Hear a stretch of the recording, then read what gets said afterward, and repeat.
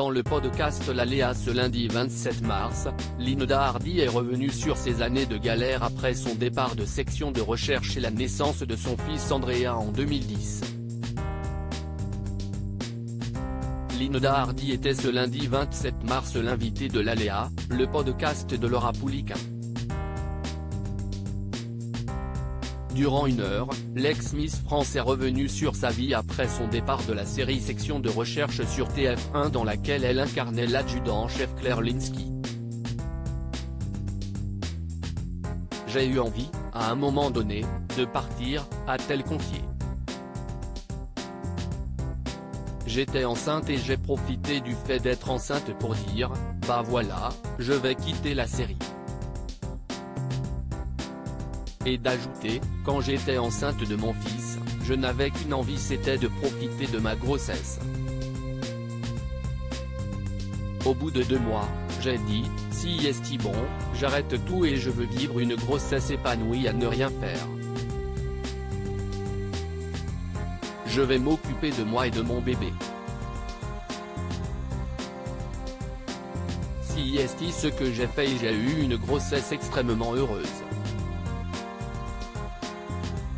J'ai eu très peu de projets. Si Linda Hardy dit avoir vécu une grossesse heureuse, professionnellement, les choses ont été moins joyeuses pour l'ancienne Miss France qui s'est retrouvée sans perspective de carrière. Je n'aille pas rebosser pendant 3, 4 ans, voire 5 ans, a-t-elle regretté. J'ai eu très peu de projets. J'ai eu quelques trucs mais pas pour vivre. Et donc là ça remet beaucoup de choses en question parce que, quand je faisais des castings, j'étais toujours dans les 2 dernières, je n'étais jamais prise. Ça m'a beaucoup questionné par rapport à moi-même. C'était une période un peu difficile.